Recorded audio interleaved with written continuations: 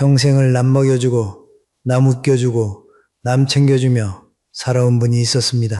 모임이 있으면 누구보다 먼저 전화를 돌렸고 밥자리가 잡히면 늘 계산대 앞에 서셨죠. 누군가 기분이 안 좋아 보이면 자기 속이 답답해도 먼저 웃어 보이셨고 부탁이 들어오면 싫은 소리 한번 못하고 그래 하며 다 받아주셨습니다. 그런데 어느 날 그분에게 건강검진 결과가 나왔습니다. 혼자 병원 복도에 앉아 결과지를 펼치는데 손이 떨렸습니다. 옆자리를 둘러봤습니다.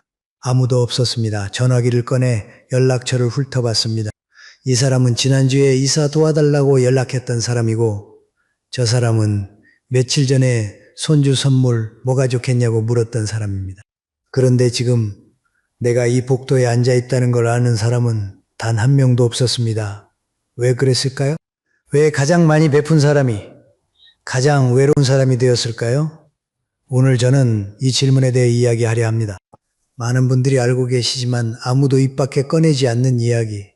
우리가 어떻게 스스로의 손으로 소중한 인연을 밀어내고 있었는지, 그리고 억지로 비위를 맞추지 않고도 진짜 귀한 사람이 내 곁에 머무는 방법은 무엇인지 천천히 함께 들여다보겠습니다. 저녁 7시쯤이었을 겁니다.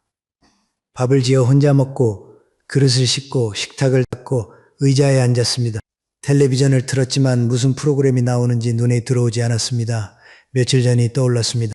오랜 친구에게 전화를 걸어차 한잔 하자고 했는데 친구는 요즘 좀 바빠서 다음에 하자고 했습니다. 그 다음은 없었습니다. 나도 다시 걸지 않았고 친구도 걸어오지 않았습니다. 식탁 위에 놓인 전화기를 가만히 바라보며 문득 이런 생각이 스쳤습니다. 만약 오늘 밤 내가 화장실에서 미끄러진다면 얼마나 지나야 누군가 알아챌까? 이 질문이 좀 아프셨습니까? 괜찮습니다. 오늘은 제가 여기 있습니다. 그리고 한 가지만 먼저 말씀드리겠습니다. 문제는 여러분의 마음이 아닙니다. 여러분의 마음은 충분히 따뜻하고 충분히 다정합니다. 다만 그 따뜻한 마음을 세상에 내보이는 방식이 어쩌면 조금 달라져야 할 때가 된 것인지도 모릅니다. 혹시 지금 이 이야기를 들으시면서 나도 저런 적 있었는데 하고 고개를 끄덕이신 분이 계십니까? 전화기를 바라보며 기다렸던 적이 있으신 분은 댓글에 1번을 남겨주십시오. 지금은 혼자가 오히려 편하다고 느끼시는 분은 2번을 남겨주셔도 좋습니다. 숫자 하나면 됩니다. 오늘 이 자리에 누가 함께 앉아 계신지 저도 알고 싶습니다. 자, 그러면 본격적으로 이야기를 시작해 보겠습니다. 먼저 한 가지 장면을 떠올려 보십시오. 오랜만에 나간 모임 자리. 친구 한 명이 신이 나서 이야기를 꺼냅니다. 우리 손주가 의대에 붙었다. 우리 아들이 강남에 아파트를 샀다. 주변 사람들이 와 대단하다 부럽다 하며 호들갑을 떱니다. 여러분은 그럴 때 보통 어떻게 하셨습니까? 68배 성희 씨는 그런 자리에 참 많이 앉아봤습니다. 아침마다 공원에서 함께 체조하는 모임이 있었는데 그중 가장 친한 벗이 있었습니다. 그 벗의 외손녀가 의사와 결혼하게 되어 성희 씨도 축하하러 예식장에 갔습니다. 하객들이 한마디씩 건넸습니다. 어머, 외손녀가 참 복도 많지. 집안이 원래 좋긴 했어. 정말 부럽다. 다들 결과를 보고 박수를 쳤습니다. 그런데 성희 씨는 3년 전 어느 저녁이 떠올랐습니다. 그날 공원 벤치에서 이 벗이 울고 있었습니다. 외손녀가 갑자기 학교를 그만두겠다고 했고 부모는 포기했지만 이번만은 매일 밤 외손녀에게 전화를 걸었습니다. 뭐라 큰 말을 한 것도 아닙니다. 그냥 오늘 뭐 했니? 밥은 먹었니? 할머니는 네가 뭘 하든 내 편이야. 그 말만 반복했다고 합니다. 3년을 그렇게 했습니다. 성희 씨는 축하 인사를 건네는 대신 벗의 손을 가만히 잡았습니다. 그리고 낮은 목소리로 이렇게 말했습니다. 3년 전에 공원에서 울던 거 나는 아직도 기억해. 매일 밤 전화하느라 얼마나 마음 졸였어. 오늘 제일 잘한 사람은 바로 자네야. 그 순간 벗의 표정이 바뀌었습니다. 입술이 파르르 떨리더니 하객들 사이에서 눈물이 흘러내렸습니다. 맞아, 그때 진짜 힘들었어. 그걸 기억하는 사람이 있었구나. 벗은 성희 씨의 손을 더 꽉 잡았습니다. 그날 이후 무슨 일이 생기면 제일 먼저 전화하는 사람이 성희 씨가 되었습니다. 참, 성희 씨에게는 작은 습관이 하나 있었습니다. 아침 체조 모임에 나갈 때마다 주머니에 생강사탕 몇 개를 넣어 다녔습니다. 대단한 건 아닙니다. 그냥 운동 끝나고 입이 심심할까봐 하나씩 건네는 겁니다. 사탕 한 알의 배려, 그런 사람이었습니다. 여러분, 우리가 누군가의 자랑을 들을 때 보통은 결과에 반응합니다. 대단하다, 부럽다, 잘됐다. 물론 나쁜 말은 아닙니다. 하지만 그 말을 듣는 상대는 기분이 좋기는 해도 마음이 열리지는 않습니다. 미국 UCLA 대학의 뇌과학 연구팀이 흥미로운 사실을 발견했습니다. 사람이 자기 노력을 누군가에게 인정받았다고 느끼는 순간 뇌에서 보상을 담당하는 영역이 강하게 반응하는 그 반응의 크기가 실제로 돈을 받았을 때보다 더 컸다고 합니다. 쉽게 말하면 축하금 봉투 한 장보다 자네 그거 이뤄내느라 참 애썼지라는 한마디가 뇌에게는 더 큰 선물이라는 뜻입니다. 이유가 있습니다. 사람이 누군가에게 자랑을 할 때 겉으로는 내 성과를 봐달라는 것 같지만 그 밑바닥에는 다른 목소리가 숨어 있습니다. 내가 얼마나 힘들게 여기까지 왔는지 누군가 알아줬으면 그 숨겨진 목소리에 응답해주는 사람, 그 사람이 바로 곁에 두고 싶은 귀인이 됩니다. 그런데 여기서 한 가지 꼭 짚고 싶은 것이 있습니다. 이건 말을 잘하는 기술이 아닙니다. 정해진 대사를 외워서 읊는 것이 아닙니다. 마음속에서 진짜로 상대를 들여다보지 않으면 아무리 좋은 말도 빈 그릇에 불과합니다. 성희 씨가 벗의 손을 잡을 수 있었던 건 3년 전 그 벤치의 눈물을 기억하고 있었기 때문입니다. 기억하고 있었다는 것 자체가 이미 사랑입니다. 밭을 갖고 보신 분은 아실 겁니다. 이웃이 텃밭에 와서 아이고 올해 배추 참실하다 하면 기분은 좋습니다. 하지만 진짜 고마운 건 이 밭 흙이 돌밭이라 고르기 힘들었을 텐데 새벽마다 물 줬지, 이 한마디입니다. 배추는 누구나 봅니다. 하지만 그 밑에 있는 흙을 새벽에 허리를 굽혀 물을 준 등을 봐주는 사람, 그 사람이 진짜 내 편입니다. 오늘부터 누군가 자랑을 늘어놓으면 억지로 부럽다, 대단하다 할 필요가 없습니다. 대신 잠깐 생각해 보십시오. 이 사람이 이 결과를 만들기까지 어떤 밤들을 보냈을까? 그리고 그 밤을 향해 한마디만 건네주십시오, 자네. 그거 이뤄내느라 참 애썼지. 이 한마디가 상대의 단단한 허세를 무장해제시키고 여러분을 평생 곁에 두고 싶은 사람으로 만들어줄 것입니다. 여러분, 그러면 사람의 마음을 여는 것이 말 한마디에 달려있다면 지갑을 여는 것은 어떨까요? 사람들 마음을 붙잡겠다고 모임에 나갈 때마다 내가 쏠게 하며 카드부터 꺼내시는 분 혹시 계십니까? 71세 동철 씨가 딱 그랬습니다. 35년간 회사에서 숫자만 만지다 은퇴한 뒤 갑자기 텅 빈 하루가 무서웠습니다. 사람이 그리웠습니다. 그래서 매달 한 번씩 옛 동료들에게 연락을 돌렸습니다. 고깃집을 잡고 술을 시키고 계산은 항상 동철 씨 몫이었습니다. 처음엔 다들 역시 우리 동철이 형 의리의 사나이라며 어깨를 두드려 줬습니다. 동철 씨도 그 말이 좋았습니다. 돈이 좀 들어도 사람이 곁에 있다는 게 위안이 되었으니까요. 그런데 퇴직금이 줄어들기 시작하자 아내가 걱정을 했습니다. 모임 횟수를 슬슬 줄이기 시작했습니다. 석 달간 연락을 안 했더니 전화가 왔습니다. 형 이번 달 모임은 안 하나? 동철 씨가 이번엔 좀 어렵다고 했더니 전화기 너머로 아 그래? 알겠어 하는 싱거운 목소리가 들렸습니다. 그리고 다음 달에도 그 다음 달에도 아무도 동철 씨에게 밥 한번 먹자고 하지 않았습니다. 요즘 건강은 괜찮으세요? 같은 인사는 더더욱 없었습니다. 동철 씨는 혼자 앉아 오래 생각했습니다. 내가 30년 넘게 알고 지낸 사람들이 나를 좋아했던 건가, 내 지갑을 좋아했던 건가, 쓸쓸하다는 말로는 부족했습니다. 허탈했습니다. 그러던 어느 날 동철 씨는 동네 낚시 모임에 처음 나가게 되었습니다. 옆자리에 앉은 영수 씨는 그 모임에서 낚시를 제일 잘하는 분이었습니다. 동철 씨는 낚싯대를 잡아 본 적도 없는 사람이라 쭈뼛거리고 있었는데 문득 입에서 이런 말이 나왔습니다. 저는 평생 책상 앞에만 앉아 있어서 낚싯대를 어떻게 잡는지도 모릅니다. 선생님, 저 좀 알려주시겠습니까? 영수 씨의 얼굴이 환해졌습니다. 아이고 그거야 쉽죠. 이리 와보세요. 그 주말에 둘은 함께 저수지에 갔습니다. 영수 씨는 미끼다는 법부터 찌를 보는 법까지 신이 나서 알려줬고 동철 씨는 작은 수첩에 정성스레 하나하나 적었습니다. 늘 갖고 다니는 수첩이었습니다. 은퇴 후에 기억력이 예전 같지 않아서 중요한 것은 다 이 수첩에 적는 습관이 있었거든요. 그 수첩 한 구석에 영수 씨가 알려준 떡밥 비율이 빼곡하게 적혀 있었습니다. 영수 씨는 나중에 이렇게 말했습니다. 밥 사준 사람은 많았는데 내 낚시 실력을 저렇게 진지하게 배우려 한 사람은 동철 씨가 처음이었어. 그때부터 영수 씨는 동철 씨를 매주 챙겼습니다. 밥값 한 푼 들지 않았지만 30년 직장 동료 그 누구보다 깊은 사이가 되었습니다. 여러분, 우리는 보통 이렇게 생각합니다. 내가 베풀어야 상대가 나를 좋아한다. 밥을 사야 고마워한다. 선물을 해야 기억한다. 그런데 사람의 뇌는 참 묘하게 작동합니다. 심리학의 벤저민 프랭클린 효과라는 것이 있습니다. 이름이 좀 어렵지만 내용은 단순합니다.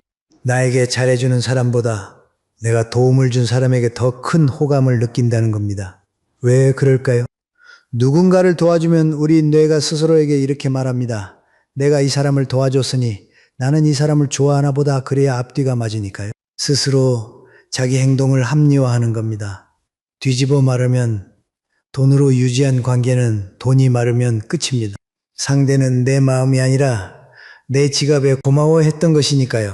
반면 동철 씨처럼 상대에게 작은 도움을 구하면 상대방은 자기 능력이 인정받았다는 기분 좋은 경험을 하게 됩니다.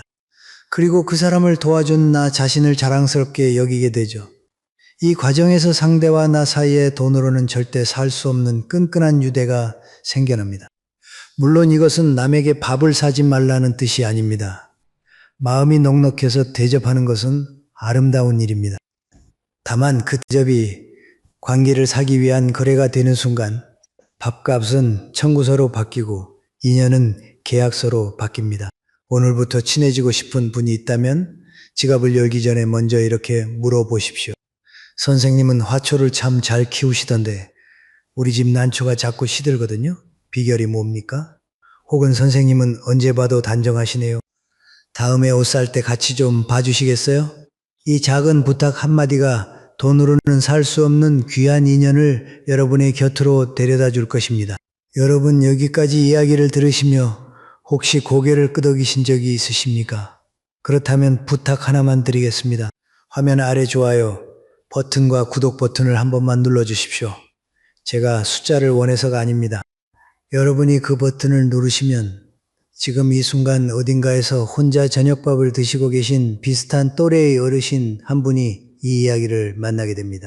여러분의 손가락 하나가 누군가에게는 오늘 밤 작은 위로가 될 수 있습니다. 자, 이어서 한 가지 더 여쭤보겠습니다. 여러분 주변에 이런 분 계시지 않습니까?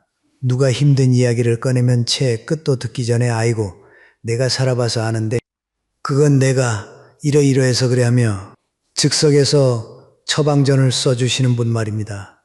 73세 재호 씨가 딱 그런 분이었습니다. 30년을 한 직장에서 버틴 분이라 후배든 친구든 누가 무슨 이야기만 꺼내면 자기 경험을 총동원해서 답을 내려줬습니다. 본인은 그게 자부심이었습니다. 나는 아직 쓸모가 있다. 내 경험이 남에게 도움이 된다. 그 확인이 필요했던 겁니다. 처음에는 다들 역시 재호 형이야 고맙네 하며 전화를 걸어왔습니다. 그런데 한 해, 두 해 지나면서 전화가 뜸해졌습니다. 연말 모임에 빠지는 사람이 하나둘 늘었습니다. 재호 씨는 이해할 수가 없었습니다. 내가 뭘 잘못했나? 마지막까지 연락이 남아있던 벗이 명호 씨였습니다. 어느 날 명호 씨가 전화를 걸어왔습니다. 요즘 며느리하고 사이가 좀 힘들어서. 재호 씨는 반갑기도 하고 또 자기가 도움을 줄 수 있다는 생각에 바로 입을 열었습니다. 그건 말이야. 내 경험으로 보면 처음부터 확실하게 선을 그었어야 해. 자네가 너무 물렁물렁하니까 그런 거야. 내일 당장 며느리 불러서 이야기를 해. 전화기 너머로 짧은 침묵이 흘렀습니다. 그리고 명호 씨가 조용히 말했습니다. 그래 알겠어. 고마워. 통화는 거기서 끝났습니다. 그 뒤로 명호 씨의 전화는 오지 않았습니다. 일주일이 지나고 한 달이 지나고 재호 씨가 먼저 전화를 걸어봤지만 명호 씨는 바쁘다며 짧게 끊었습니다. 재호 씨는 그날 저녁 거실 소파에 앉아 전화기를 한참 들여다보았습니다. 연락처 목록을 아래로 쭉 내렸습니다. 이름은 많은데 지금 전화를 걸어서 반갑게 받아줄 사람이 누가 있을까 생각하니 손가락이 멈췄습니다. 혹시 여러분도 그런 저녁을 보내신 적이 있으십니까? 재호 씨가 몰랐던 것이 있습니다. 명호 씨는 그날 정답을 원해서 전화한 게 아니었습니다. 며느리와의 문제에 대한 답은 사실 본인이 가장 잘 알고 있었습니다. 명호 씨가 원했던 건 단 하나, 이 답답한 마음을 판단 없이 들어줄 사람이었습니다. 그런데 전화기 너머에서 돌아온 것은 따뜻한 귀가 아니라 차가운 진단서였습니다. 여기 정반대의 사람이 있었습니다. 예수나호부의 미옥 씨. 미옥 씨는 시장 한 구석에서 30년 넘게 반찬 가게를 하셨던 분입니다. 장사를 하다 보니 별의별 사람을 다 만났고 세상 이치도 나름대로 알게 되셨죠. 하지만 미옥 씨에게는 특이한 습관이 하나 있었습니다.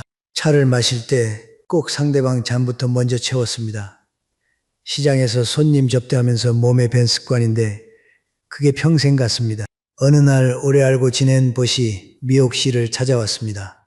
아들 부부가 손주를 데리고 멀리 이사를 간다는 이야기였습니다. 말은 담담하게 했지만 목소리 끝이 떨리는 게 미옥 씨 귀에 들렸습니다.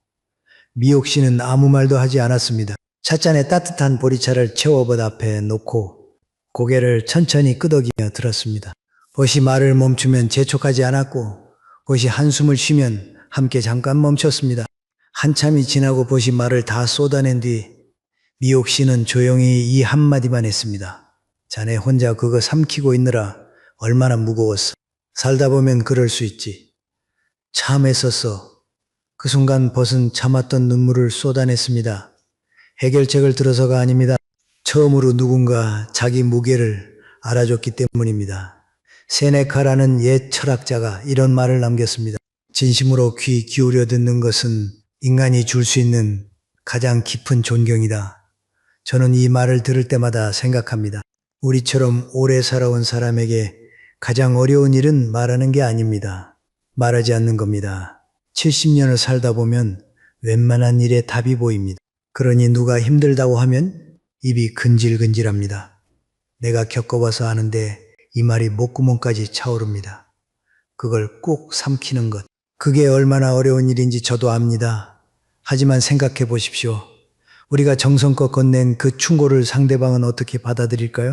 대부분은 이렇게 느낍니다. 이 사람은 내 마음을 몰라주는구나. 나를 고치려 하는구나. 나보다 자기가 높다고 생각하는구나. 아무리 옳은 말이어도 그 말이 판단으로 느껴지는 순간 마음의 문은 닫힙니다.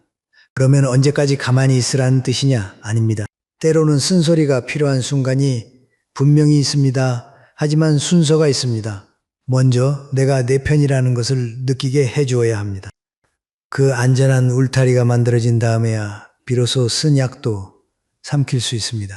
울타리를 세우기도 전에 약부터 들이미는 것, 그게 바로 배려를 가장한 폭력입니다.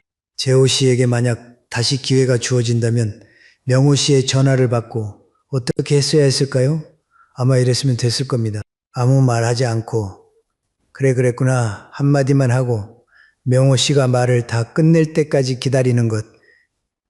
그리고 마지막에 한마디. 자네 혼자 그걸 견뎌온 거야? 참 대단하네? 그 한마디가 수십 가지 해결책보다 명호 씨의 마음에 더 깊이 닿았을 겁니다. 차 한 잔을 떠올려 보십시오. 오래된 찻집에 지친 사람이 들어옵니다. 이 사람에게 필요한 것은 어느 자리에 앉으라, 무슨 차를 마셔라 하는 안내가 아닙니다. 그저 구석에 빈 의자 하나가 놓여 있고 그 옆에 누군가 조용히 미소 짓고 앉아 있는 것. 그 빈 의자가 바로 우리가 만들어줄 수 있는 가장 큰 위로입니다. 앉아도 된다는 말조차 필요 없습니다. 의자가 비어 있다는 것 자체가 이미 말하고 있으니까요. 여기 자리 있으니 편하게 앉으시게. 오늘부터 누군가 힘든 이야기를 꺼낼 때 입술 끝에서 올라오는 충고를 한 번만 삼켜보십시오. 대신 상대의 눈을 바라보며 찻잔을 채워주시고 딱 이 한마디만 건네주십시오. 그럴 수 있지. 살다 보면 그런 거지. 자네 참 애썼네. 이 짧은 말이 상대에게는 세상에서 가장 편안한 의자가 되어줄 것입니다. 잠깐 여기서 한 걸음 더 들어가 보겠습니다. 지금까지는 다른 사람을 대하는 방법에 대해 이야기했습니다. 상대의 노력을 알아봐주고 작은 빚을 지며 충고 대신 귀를 기울이는 것. 그런데 여러분, 정작 나 자신은 남들에게 어떤 모습을 보여주고 계십니까? 혹시 모임에 나갈 때마다 없는 여유를 만들어서라도 괜찮은 사람으로 보이려 애쓰신 적은 없으십니까? 66의 정혜 씨가 그랬습니다. 동양 모임에 나가면 언제나 산뜻한 차림에 밝은 웃음이었습니다. 아들은 대기업, 딸은 해외 유학, 집은 언제 봐도 깔끔. 정혜 씨는 이 이미지를 지키기 위해 아주 오래전 일은 철저히 감추고 살았습니다. 20년 전 정혜 씨는 서울 남대문 시장 구석에서 자파를 팔았습니다. 겨울이면 손이 갈라져 밤마다 핸드크림을 두껍게 바르고 장갑을 끼고 잤습니다. 설거지 아르바이트를 할 때는 뜨거운 물과 찬물을 번갈아 쓰느라 손가락 마디가 퉁퉁 부었습니다. 그 시절이 부끄러웠던 건 아닙니다. 다만 지금 알고 지내는 사람들이 그때의 나를 알면 나를 다르게 볼까봐 두려웠습니다. 그래서 누가 물어도 원래 좀 여유 있는 집이었어. 우리 애들은 머리가 좋아서 알아서 컸지 이런 식으로만 이야기했습니다. 사람들은 겉으로 대단하다, 부럽다 했지만 정혜 씨를 속 깊은 친구로 여기는 사람은 없었습니다. 모임이 끝나면 뒤에서 슬슬 나오는 말이 있었습니다. 저 사람은 뭔가 좀 벽이 있어 가까이 하기엔 불편해. 정혜 씨는 그 말을 전해 듣고도 더 완벽하게 보여야겠다고 생각했습니다. 악순환이었습니다. 어느 해 겨울이었습니다.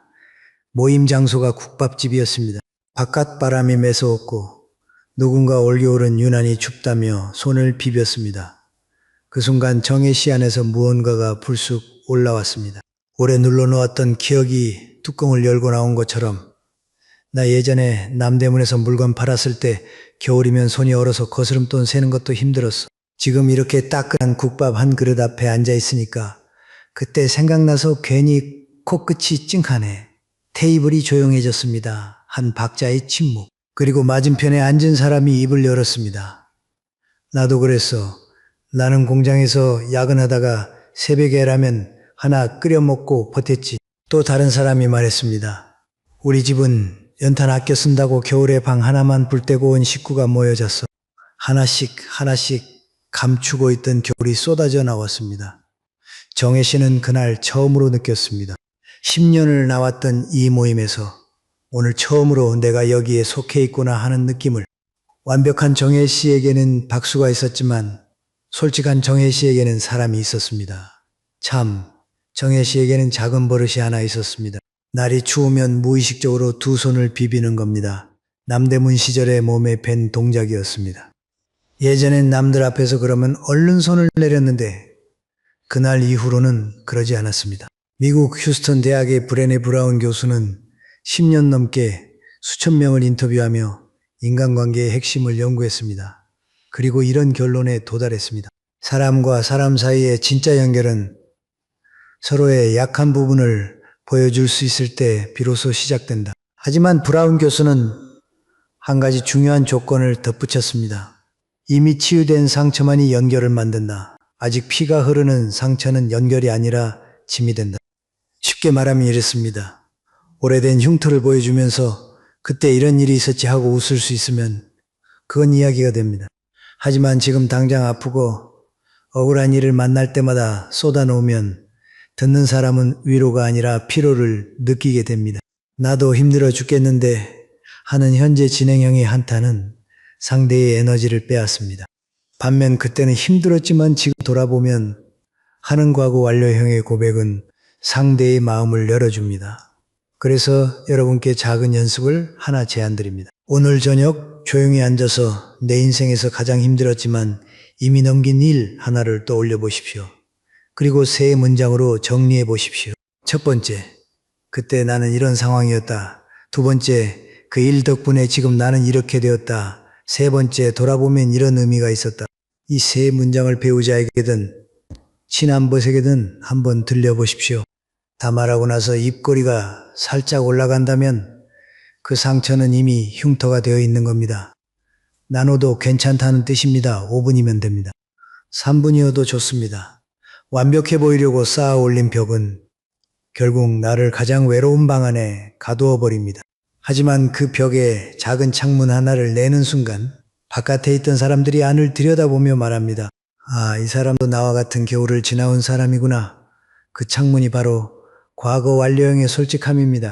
여러분, 지금까지 우리는 사람을 대하는 방법에 대해 이야기했습니다. 상대의 노고를 알아봐주는 것, 지갑 대신 작은 부탁을 건네는 것, 충고보다 귀를 기울이는 것, 완벽한 척 대신 지나온 겨울을 보여주는 것. 모두 중요한 지혜입니다. 그런데 오늘 제가 가장 하고 싶은 이야기는 사실 이것들이 아닙니다. 마지막으로 한 가지만 조금 천천히 이야기해도 되겠습니까? 74세의 상우 씨는 40년간 중학교에서 아이들을 가르쳤습니다. 3월이면 새 얼굴들이 들어오고 2월이면 익숙한 얼굴들이 나갔습니다. 그 반복이 40번이었습니다. 정년 퇴임식 날 강당에 제자들이 꽤 모였고 꽃다발도 받았고 감사합니다 선생님 하는 인사도 들었습니다. 그리고 그 다음날 아침 상우 씨는 눈을 떴는데 갈 곳이 없었습니다. 처음에는 괜찮았습니다. 함께 고생했던 동료 교사들에게 연락을 돌렸습니다. 매주 목요일마다 모임을 만들었습니다. 처음 2달은 10명 넘게 왔습니다. 석 달째 6명으로 줄었고 반년이 지나자 2~3명만 겨우 나왔습니다. 한 동료는 요즘 손주를 봐야 해서 하며 빠졌고 또 한 동료는 아내가 아파서라며 연락이 끊겼습니다. 사정이야 다 있는 것이니 이해했습니다. 하지만 이해한다는 것과 쓸쓸하지 않다는 것은 다른 문제입니다.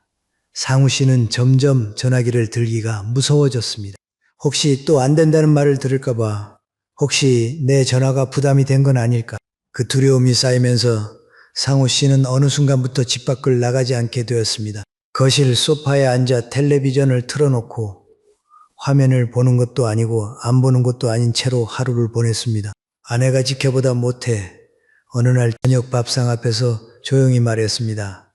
여보, 예전에 당신 그림 참 잘 그렸잖아.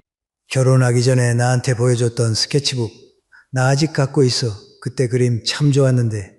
상우 씨는 젓가락을 멈췄습니다. 그림이라 오래전 일이었습니다. 대학 시절에 미술 동아리에서 풍경화를 그리던 때 교단에 서면서 붓을 놓은 지 40년이 넘었습니다. 그게 아직도 있어?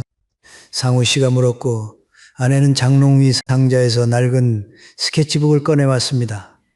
누렇게 변한 종이 위에 20대의 상우 씨가 그린 산길이 있었습니다. 서툴렀지만 따뜻한 그림이었습니다. 상우 씨는 한참을 들여다보았습니다. 그리고 다음 주에 동네 주민센터 문화교실에서 하는 수채화 강좌에 등록했습니다.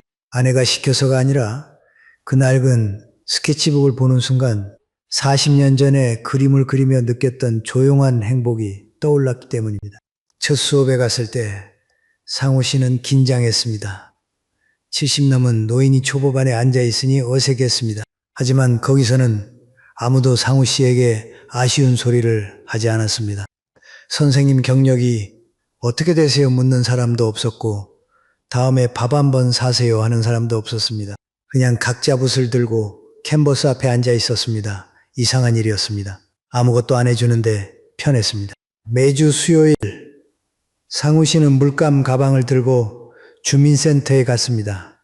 그리고 그곳에서 한 사람을 만났습니다. 비슷한 또래의 남자분이었는데 이분도 퇴직 후에 뭔가 손으로 하는 일을 하고 싶어서 왔다고 했습니다. 둘은 자연스레 옆자리에 앉게 되었고 그림을 그리다 말고 가끔 서로의 캔버스를 슬쩍 보며 여기 색 참 좋네요.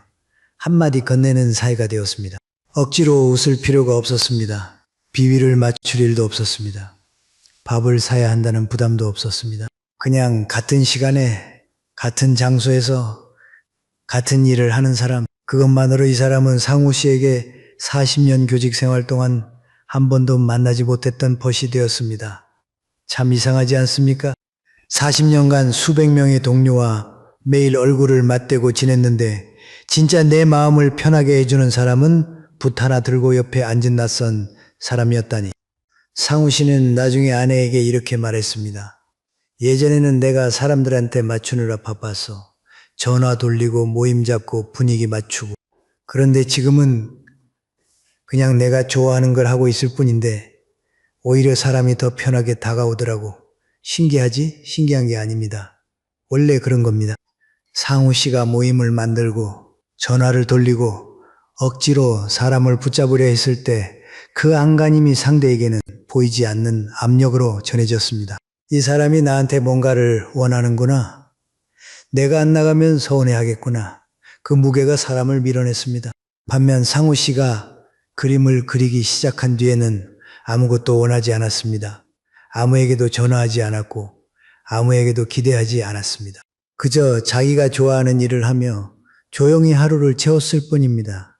그러자 오히려 사람들이 상우 씨에게 끌렸습니다. 이 사람은 나한테 아무것도 요구하지 않는구나. 이 사람 옆에 있으면 나도 편하게 숨 쉴 수 있겠구나. 로마의 철학자 마르쿠스 아우렐리우스는 이렇게 썼습니다. 바다로 뻗어나간 곳이 되어라. 파도가 끊임없이 부딪혀 오지만 곳은 꿋꿋이 서 있고 그 주변의 물결은 이윽고 잠잠해진다. 저는 이 구절을 읽을 때마다 여러분 생각이 납니다. 사람의 마음이라는 파도 앞에서 흔들리지 않고 자기 자리에 서 있는 것, 나를 좋아해 달라고 소리치지 않고 나를 떠나지 말라고 붙잡지 않고 그저 내가 서 있는 자리에서 묵묵히 나로 사는 것, 그 고요함이 오히려 사람을 끌어당깁니다. 사람들은 완벽한 사람 곁으로 가지 않습니다. 화려한 사람 곁으로도 가지 않습니다. 사람들은 결국 편안한 사람 곁으로 갑니다. 그리고 편안한 사람이란 자기 자신과 화해가 된 사람입니다. 그러면 떠나는 사람은 어떻게 해야 합니까? 상우 씨에게도 40년 동료들이 하나둘 멀어진 시간이 있었습니다. 처음에는 억울했고 그 다음에는 서운했고 마지막에는 원망이 되었습니다. 내가 그때 그 사람 이사 도와줬잖아. 내가 그 사람 아버지 돌아가셨을 때 밤새 옆에 있었잖아. 그런데 지금 나한테 일어나?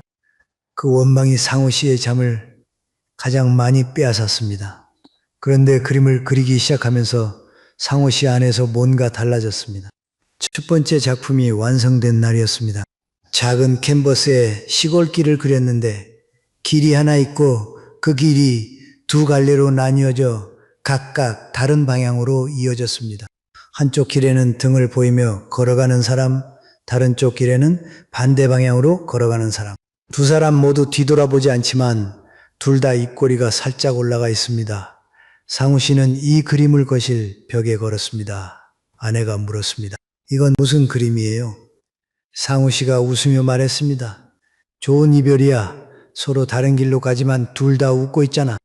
원래 모든 인연이 끝까지 가는 건 아니더라고. 그걸 이제 알겠어. 떠난 사람도 웃고 있었습니다. 남은 사람도 웃고 있었습니다. 이별이 반드시 슬픈 것만은 아닙니다. 좋은 이별도 있습니다. 여러분도 혹시 지금 멀어진 누군가 때문에 마음이 아프신 분이 계십니까? 20년을 함께 했는데 어느 날부터 전화가 뜸해진 친구, 매일 같이 등산하던 것이 다른 모임으로 간 일, 혹은 명절에 점점 발길이 뜸해지는 자식, 서운합니다. 억울합니다. 내가 뭘 잘못했나, 내가 부족했나, 별의별 생각이 다 듭니다. 그래서 전화를 붙잡고 왜 나한테 이래 하고 따지고 싶어집니다. 바짓가랑이를 잡고 가지 마 하고 싶어집니다. 하지만 잠깐 눈을 감아 보십시오. 억지로 붙잡은 손은 상대에게 따뜻한 손이 아니라 무거운 족쇄로 느껴집니다. 그리고 그 족쇄가 무거워질수록 남아있던 좋은 기억마저 짓눌려 버립니다. 사람의 인연에는 유통기한이 있습니다. 그것을 받아들이는 것이 비겁한 게 아닙니다. 오히려 가장 용기 있는 일입니다. 상우 씨의 그림 속 두 사람처럼 서로 다른 방향으로 걸어가되 원망 없이 미소를 남기며 그것이 가장 품격 있는 작별입니다. 떠나는 인연 앞에서 여러분이 해주실 일은 딱 하나입니다. 조용히 눈을 감고 속으로 이 한마디를 건네주십시오. 내 인생의 한 시절을 함께 해줘서 참 고마웠네. 부디 잘 지내시게. 이 한마디를 진심으로 말할 수 있게 되는 날, 여러분은 비로소 사람에게 휘둘리지 않는 자유를 얻게 됩니다. 그리고 여러분 한 가지 더, 혹시 지금 이 이야기를 들으시면서 나는 지금 혼자인데 그게 괜찮은 건가 하는 생각이 드셨습니까? 괜찮습니다. 정말로 괜찮습니다. 오늘 이 영상의 댓글을 보시면 아마 많은 분들이 비슷한 이야기를 적어 놓으셨을 겁니다. 지금은 혼자가 오히려 편하다고, 억지로 맞추느라 힘든 것보다 혼자 조용히 사는 게 낫다고. 그 말이 외롭다는 고백이 아닙니다. 그건 자유를 선택한 사람의 목소리입니다. 혼자 있다는 것과 외롭다는 것은 다른 말입니다. 혼자서도 자기 하루를 채울 수 있는 사람, 혼자서도 아침에 눈을 뜨면 오늘은 뭘 해볼까 하고 설레는 사람, 그 사람 곁에는 억지로 끌어오지 않아도 사람이 모입니다. 공원에 서 있는 나무를 떠올려 보십시오. 나무는 누구를 쫓아가지 않습니다. 떠나는 사람의 옷자락을 잡지도 않습니다. 그저 자기 자리에 서서 봄이면 꽃을 피우고 여름이면 그늘을 들이옵니다. 지친 사람은 그 그늘 아래로 알아서 찾아옵니다. 쉬었다 가는 사람도 있고 오래 머무는 사람도 있습니다. 나무는 가는 일을 서운해하지 않고 오는 이에게 보답을 요구하지 않습니다. 다만 한 가지 나무가 할 일은 있습니다. 자기 뿌리를 지키는 것, 자기 잎을 푸르게 유지하는 것, 자기 자신으로 서 있는 것, 우리도 마찬가지입니다. 남을 위해 나를 구부리고 남에게 맞추느라 나를 깎아내고 그렇게 내 모양을 잃어버리면 더 이상 그늘을 들이울 수도 없습니다.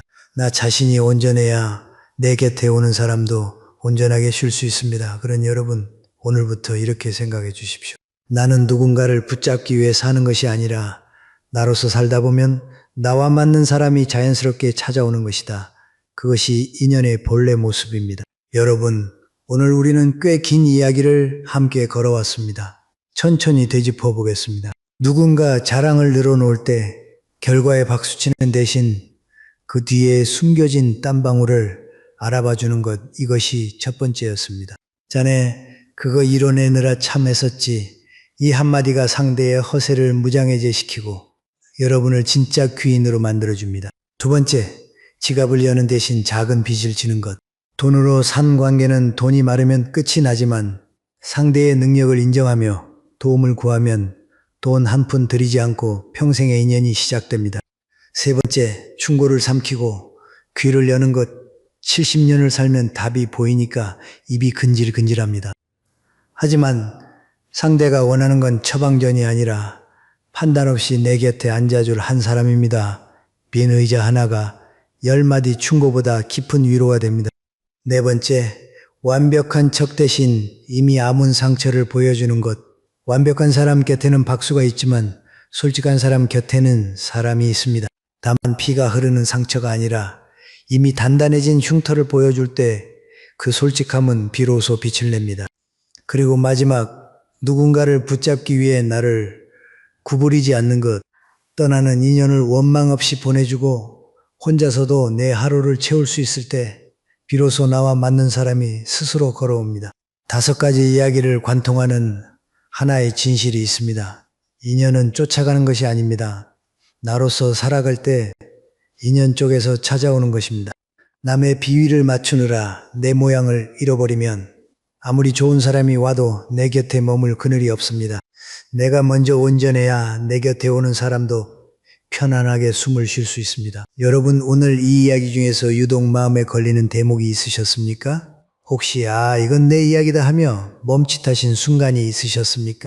그렇다면 그 이야기를 댓글에 적어 주십시오. 길게 쓰실 필요 없습니다. 한 줄이면 됩니다. 나도 그런 적 있었다. 이 한마디면 충분합니다. 여러분이 적어주시는 그 한 줄은 제가 쓸 수 있는 어떤 글보다 진합니다. 세상 어디에서도 읽을 수 없는 살아온 사람만이 쓸 수 있는 문장이기 때문입니다. 여기는 누가 누구를 평가하는 자리가 아닙니다. 우리 모두 각자의 겨울을 지나온 사람들이 잠깐 모여 서로의 등을 토닥여주는 작은 쉼터입니다. 그리고 혹시 여러분 옆에 요즘 전화가 뜸해진 친구가 있으십니까? 얼굴을 본 지 오래된 형제 자매가 있으십니까? 이 영상을 보내주십시오. 안부 전화 한 통이 어색할 때 영상 하나를 보내는 것이 가장 편한 인사가 될 수 있습니다. 별말 없이 링크 하나만 보내도 괜찮습니다. 받는 분은 압니다. 이 사람이 나를 생각하고 있구나.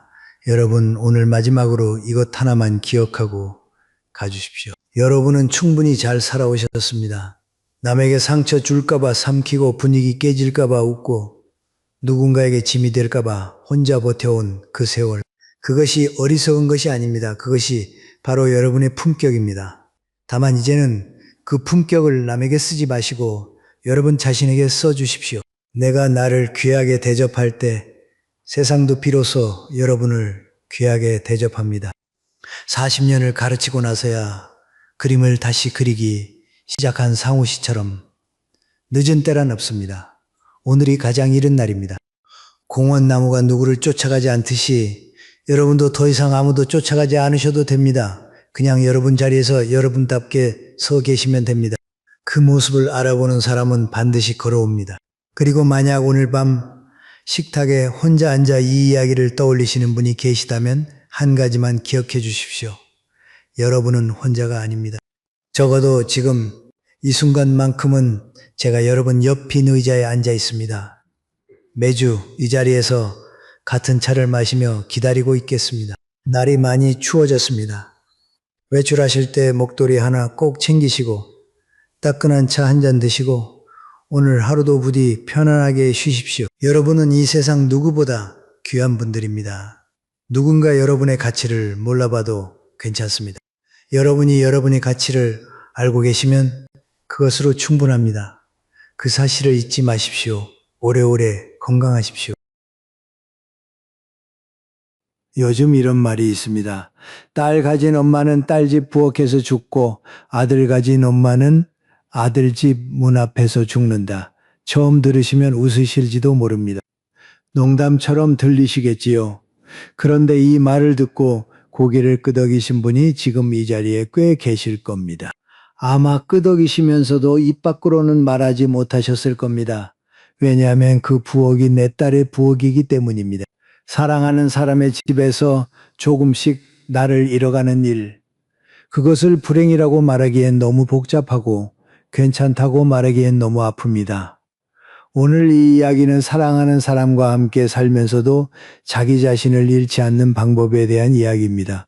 끝까지 들어주시면 분명 한 가지는 달라지실 겁니다. 우리 딸은 달라. 여러분도 이 말을 한 번쯤 해보셨을 겁니다. 친구가 말렸을 때, 동생이 걱정했을 때 속으로 이렇게 생각하셨겠지요. 우리 사이는 다르다고, 우리는 친구처럼 지내왔다고. 그 말이 거짓은 아닙니다. 딸과 웃으며 밥을 먹던 시간, 전화기 너머로 엄마 괜찮아 하고 물어봐주던 목소리, 그게 다 진짜였습니다. 그래서 더 믿었습니다. 그래서 더 쉽게 문을 열었습니다. 그런데 그 믿음이 문제였습니다. 믿음이 나빠서가 아닙니다. 믿음이 너무 컸기 때문에 경계를 가져갈 생각을 아예 하지 못한 것입니다. 자물쇠 없이 문을 열어둔 것과 같았습니다. 들어오는 사람이 나쁜 사람이 아니어도 자물쇠가 없으면 아무 때나 들어옵니다. 그리고 아무 때나 들어오는 것이 습관이 되면 노크조차 사라집니다. 오늘은 그 이야기를 해보려 합니다. 그 믿음이 어떻게 조금씩 나를 지우는지, 그리고 지워진 나를 어떻게 다시 찾는지. 혹시 지금 이 이야기를 어디서 듣고 계십니까? 산책 중이신지, 방에 혼자 계신지, 아니면 바로 그 집에서 조용히 듣고 계신지. 한 글자라도 좋습니다. 댓글에 남겨주십시오. 박순희 씨 이야기를 해드리겠습니다. 72살 남편을 보내고 혼자 살던 분이었습니다. 남편이 떠난 뒤 집이 너무 컸습니다. 이불 한쪽이 늘 접혀 있었고 밥상에는 수저가 하나뿐이었습니다. 그래도 버텼습니다. 혼자 사는 게 익숙해지려던 참이었습니다. 그런데 딸이 전화를 했습니다. 엄마 우리 집으로 와, 내가 모실게. 순희 씨는 흔들렸습니다. 무릎이 좋지 않았고 밤마다 혼자라는 사실이 천장에서 내려오는 것 같았습니다. 친구가 말렸습니다. 딸 집도 들어가면 달라. 순희 씨는 속으로 생각했습니다. 우리 딸은 다르다고. 이삿짐을 쌌습니다. 남편의 흔적이 밴 집에서 짐 절반을 두고 왔습니다. 딸의 현관문이 열리던 날 외손녀가 뛰어나왔습니다. 할머니, 순희 씨는 속으로 말했습니다. 잘 왔다. 처음 며칠은 좋았습니다. 아침에 딸이 밥 먹으라고 불렀고 외손녀는 학교 다녀오면 할머니를 먼저 찾았습니다. 밥상 앞에 사람이 있다는 것, 새벽에 옆방에서 숨소리가 들린다는 것, 그 단순한 것들이 생각보다 훨씬 컸습니다. 하지만 그 따뜻함 사이사이에 아주 작은 것들이 바뀌고 있었습니다. 이사하고 2달쯤 지났을 때였습니다. 순희 씨가 가져온 베개가 있었습니다. 남편이 쓰던 베개였습니다. 오래되어 눌려 있었고 색도 바랬습니다. 하지만 순희 씨는 그 베개를 매일 밤 옆에 두고 잤습니다. 남편의 냄새가 아직 남아있는 것 같아서 아닌 걸 알면서도 그렇게 느꼈습니다. 그게 위로였습니다. 어느 날 딸이 그 베개를 치우고 새 베개를 놓아뒀습니다. 목에 좋다는 기능성 베개였습니다.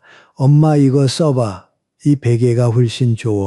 순희 씨는 고맙다고 했습니다. 그날 밤 새 베개에 머리를 대고 누웠는데 잠이 오지 않았습니다. 일주일을 그랬습니다. 새벽 3시에 잠이 깨서 거실 소파에 앉아 있으면 딸이 나와서 물었습니다. 엄마 왜 앉아? 순희 씨는 말했습니다. 잠자리가 바뀌어서 그런가 봐. 진짜 이유는 말하지 못했습니다. 그 베개에서 나던 냄새가 사라진 것이 슬프다는 말은 딸한테 할 수 있는 말이 아니었습니다. 그 다음 주에는 순희 씨가 가져온 찻잔 세트가 사라졌습니다. 딸 결혼 전부터 쓰던 것이었습니다. 딸한테 물으니까 엄마 그거 너무 낡았잖아. 그냥 정리해서 하고 말했습니다. 물어보지 않고 버린 것이었습니다. 그리고 며칠 뒤에는 순희 씨 방에 있던 작은 책상이 다른 자리로 옮겨져 있었습니다. 딸은 동선이 이게 더 낫잖아 하고 했습니다. 순희 씨 방인데 그 생각이 들었다가 금방 덮었습니다. 딸이니까 예민하게 구는 것 같아서 베개, 찻잔, 책상 하나하나는 정말 사소한 것이었습니다. 그런데 그 사소한 것들이 모이면 하나의 메시지가 됩니다. 이 집에서 당신의 결정은 중요하지 않다는 메시지. 아무도 그런 뜻으로 한 것이 아닐 겁니다. 딸도 좋은 마음으로 한 것이겠지요. 하지만 받는 사람 입장에서는 하나씩 지워지는 느낌이었습니다. 내 물건이 사라지고 내 자리가 바뀌고 내 의견이 무너지지 않고 한 번은 이런 일이 있었습니다. 딸이 순희 씨를 데리고 친척 모임에 갔습니다. 누군가 순희 씨한테 물었습니다. 어머님 요즘 건강은 어떠세요? 순희 씨가 입을 열려는 순간 옆에서 딸이 먼저 말했습니다. 우리 엄마 요즘 좋아졌어요. 같이 살면서 많이 편해지셨어. 주변 사람들이 고개를 끄덕였습니다. 순희 씨는 입을 다물었습니다. 내 건강을 내가 대답하지 못했습니다. 딸이 대신 말해버렸으니까 그 자리에서 순희 씨는 처음으로 이상한 느낌을 받았습니다. 나는 지금 여기서 사람인가 아니면 딸의 부속품인가. 그런데 그 느낌을 누구한테도 말하지 못했습니다. 말하면 예민한 사람이 될 것 같아서 딸이 상처받을 것 같아서 순희 씨는 그냥 웃었습니다. 나무 이야기를 하나 해드리겠습니다. 이웃집과 우리 집 사이에 낮은 담이 하나 있습니다. 그 담 옆에 나무 한 그루가 서 있습니다. 담이 튼튼할 때는 나무가 제자리에서 곱게 자랍니다. 뿌리도 이쪽에 있고 가지도 이쪽으로 뻗습니다. 그런데 어느 날 담이 무너집니다. 그러면 나무가 슬슬 옆으로 기울기 시작합니다. 이웃집 쪽으로 가지가 넘어가고 뿌리도 그쪽 땅으로 퍼집니다. 밖에서 보면 나무는 여전히 푸릅니다. 잘 자라고 있는 것처럼 보입니다. 하지만 이쪽 뿌리는 점점 약해지고 있습니다. 가족 사이의 경계도 그렇습니다. 담이 무너지면 눈에 보이지 않지만 한쪽이 조금씩 기울어집니다. 그리고 기울어진 쪽은 언제나 말이 없는 쪽입니다. 순희 씨는 딸이니까 괜찮다고 생각했습니다. 편하게 지내는 거라고 생각했습니다. 하지만 편하다는 말은 양쪽이 다 편해야 편한 것입니다. 한쪽만 편하면 그건 편한 게 아니라 한쪽이 참고 있는 것입니다.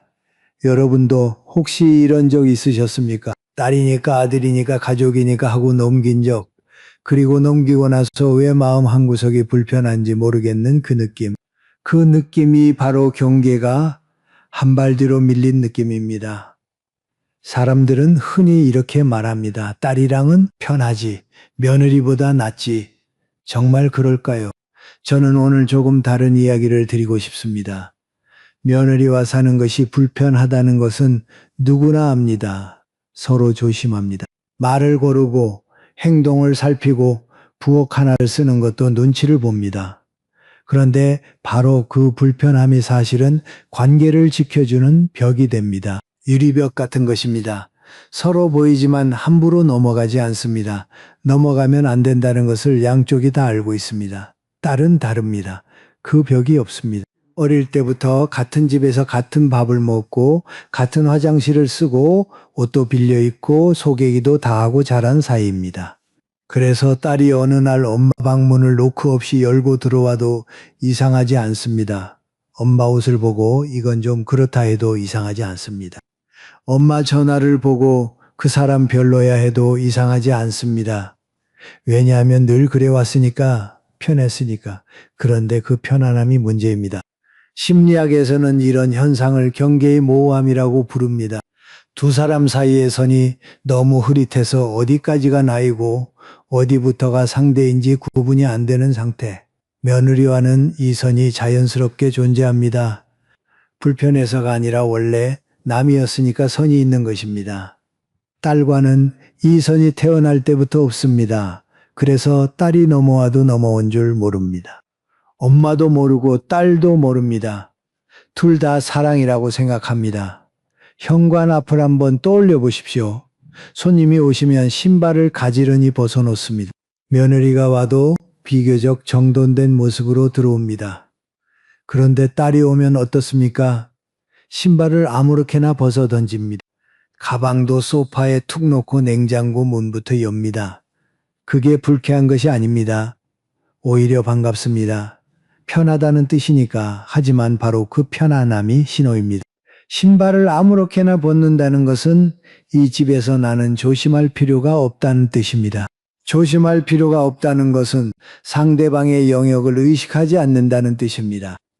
그것이 쌓이면 엄마 방도 내 방처럼, 엄마 물건도 내 것처럼, 엄마 시간도 내 시간처럼 되어버립니다.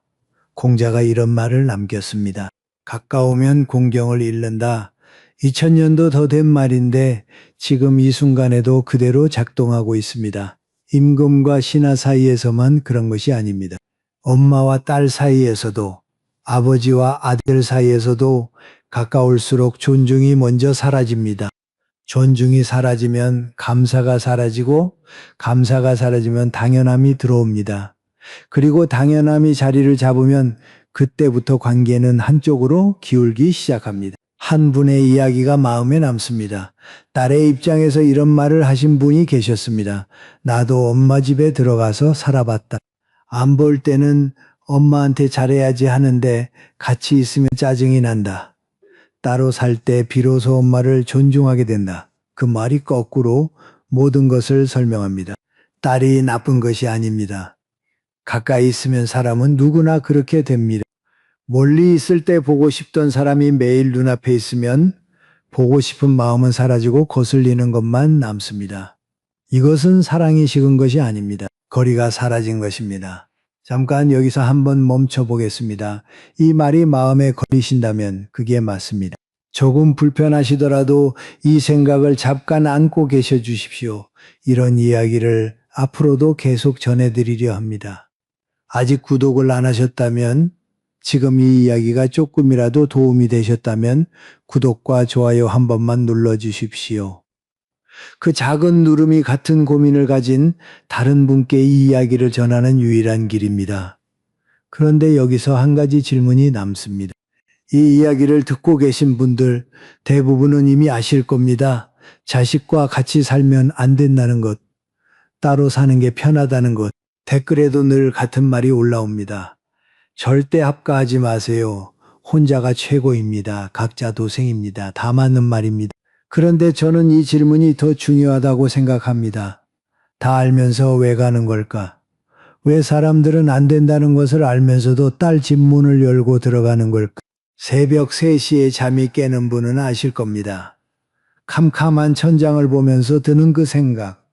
지금 내가 쓰러지면 아침이 될 때까지 아무도 모른다. 그 생각이 한번 들면 쉽게 지워지지 않습니다. 낮에는 괜찮습니다. 복지관에 가고 친구를 만나고 장을 보면 하루가 갑니다. 하지만 밤이 되면 다시 돌아옵니다. 혼자라는 사실이 소리 없이 내려앉습니다. 그때 딸이 전화를 합니다. 엄마, 우리 집으로 와. 그 목소리가 새벽 3시의 천장보다 따뜻합니다. 그래서 갑니다. 안 된다는 것을 알면서도 머리로는 알지만 몸이 먼저 움직입니다. 외로움 앞에서 판단력은 힘을 잃습니다. 최정호 씨 이야기를 해드리겠습니다. 68살. 가벼운 뇌경색을 한 차례 겪고 나서 왼손에 힘이 좀 빠진 상태였습니다. 혼자 살기가 불안했습니다. 딸이 같이 살자고 했을 때 정호 씨도 순희 씨처럼 생각했습니다. 잠깐만 신세지자, 몸이 좀 나아지면 다시 나가면 되지. 처음에는 정말 그랬습니다. 아침에 외손자를 학교에 데려다 주는 것이 산책도 되고 손자 얼굴도 보고 좋았습니다. 딸이 고마워했습니다. 아빠 덕분에 살았어. 그 말 한마디면 충분했습니다. 그런데 한 달이 지나자 부탁이 없어졌습니다. 아빠 오늘도 좀 부탁해도 될까가 사라지고 그냥 아침에 딸이 출근하면서 한마디를 남겼습니다. 아빠 3시야. 그게 전부였습니다. 3시에 학교 앞에 가서 손자를 데려오라는 뜻이었습니다. 부탁이 아니라 통보였습니다. 정호 씨는 그래도 괜찮다고 생각했습니다. 어차피 할 일도 없으니까. 그런데 어느 날 손자가 학교에서 열이 났습니다. 담임 선생님한테 전화가 왔습니다. 아이를 데리러 와주세요. 정호 씨가 급히 데리고 나와 소아과에 갔습니다. 접수하려는데 보험증이 없었습니다. 딸한테 전화했습니다. 보험증이 어디 있냐고. 딸이 말했습니다. 아빠가 있잖아요. 거기서 처리하면 되지. 정호 씨는 아이 보험증이 어디 있는지도 몰랐습니다. 아이가 어떤 약에 알레르기가 있는지도 몰랐습니다. 접수대 앞에서 손이 떨렸습니다. 옆에 있던 젊은 엄마가 괜찮으세요? 하고 물었습니다. 그 순간 정호 씨는 깨달았습니다. 나는 이 아이의 보호자가 아니다. 나는 외할아버지다. 그리고 외할아버지는 이런 책임을 혼자 지는 사람이 아니다. 그날 저녁 정호 씨는 딸한테 말했습니다. 앞으로 병원 갈 일은 네가 직접 해라. 나는 데리러 갈 수는 있어도 그 이상은 내가 할 일이 아니다. 딸이 잠깐 불편한 표정을 지었습니다. 하지만 정호 씨는 그날 처음으로 선을 하나 그은 것이었습니다. 작은 선이었습니다. 하지만 그 선이 없었다면 정호 씨는 점점 더 많은 것을 떠안았을 겁니다. 왜냐하면 그게 한번 시작되면 멈추기가 어렵기 때문입니다. 오늘은 손자 병원이고 내일은 손자 학원이고 모레는 손자 준비물이고 그 다음은 저녁 식사이고 그 다음은 집 청소이고 하나를 받아들이면 다음 것이 당연해집니다. 그리고 어느 순간 전부가 당연해집니다. 같이 살지 않으면서도 도울 수 있는 방법은 있습니다. 어떤 분은 이렇게 하신다고 합니다.